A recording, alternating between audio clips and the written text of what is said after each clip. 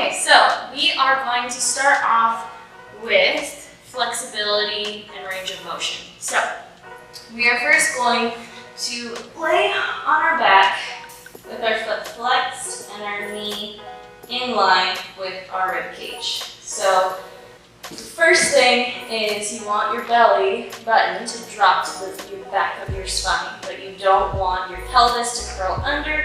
You don't want it to be too arched. You just want to be right flat on your sit bones and have a neutral spine. Now, as you pick up your leg, you're going to pick it up without shifting too much in your lower back and turn out your other leg. Then we're going to take it to the side and to the back and to the side and to the front and to the side and to the back and to the side and to the front. This is going to test our range of motion in our hips for turnout and support. We'll do this 5 times. 3. Keep that foot nice and flexed. If you're really flexible in your ankle and you're really turned out, you can do this with a book. Don't let the book fall off of your foot or a yoga block. Last time. And finish. You might feel a little sore, so turn in, pick up your foot, bring your knee into your chest, and stretch it out in front of you. Go ahead and turn onto your hip. Use your abdominals and your obliques. You pull your knee to the side of you to get a nice stretch and finish. Now we'll do it with the other foot.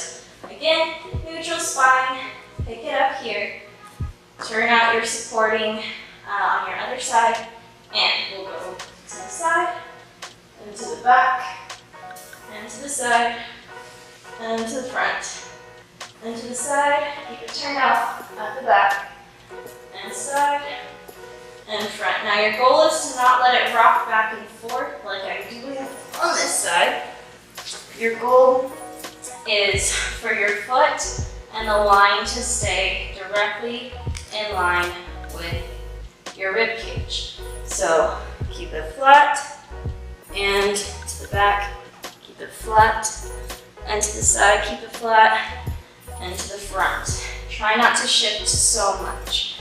Side and back, and side, and front, and 4, and 5, and keep it down. And you'll notice that I have a stronger side and a much weaker side. That is very normal. So if you also are feeling like one side is stronger or has more range of motion, that is completely normal. You don't have to stress about it. It will get better. Okay, so that's our first range of motion exercise. So now what we're going to do, it's a lot harder than it looks. We are going to take our bum, just kind of lift yourself up onto your sit bones, and we're going to stand, arch again in your back, core engaged. We're going to test our mobility by just picking up our leg here. Now, it might be really little, it might be really big, but your goal is to not grip in your hips. Your goal is to get as much of a range of motion with your core. This is really good PT exercises for strengthening and also for when people really struggle with placement. I know this was a big physical therapy exercise for me when I broke my back. So this is going to help you get a range of motion. You can use your hands to kind of help pick it up. And we'll just do 10 on each side. You can keep your feet pointed or flexed, whatever you decide. Keep the line in your back straight. And finish. Go ahead and fold forward.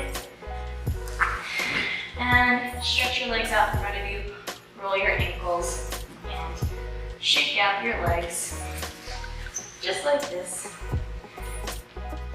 Range of motion for ankles. We're going to do ankle circles. And we're gonna feel in our bodies, where is it tense? Where is it tight?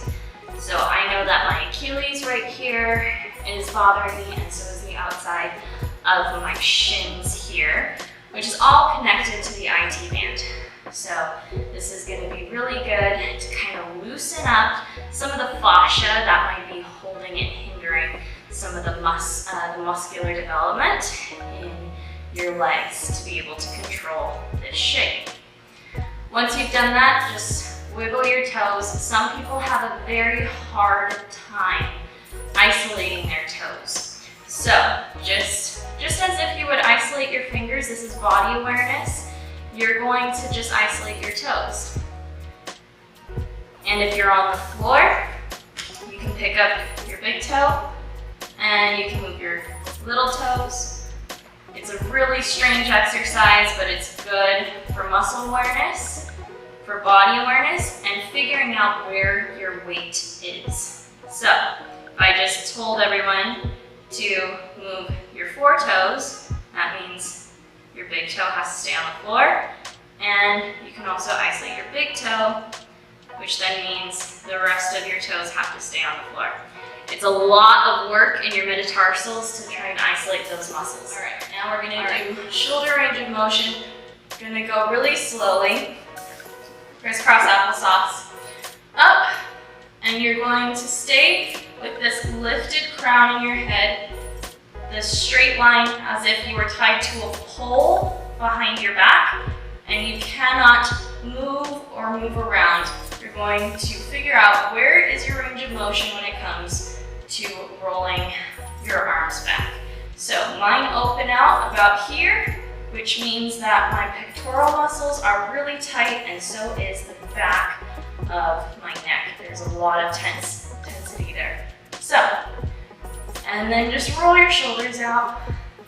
But these mobility tests are really good to try and figure out what is going on with my body, where is the stress, and how best to fix it. So that is exercises for mobility and figuring out range of motion.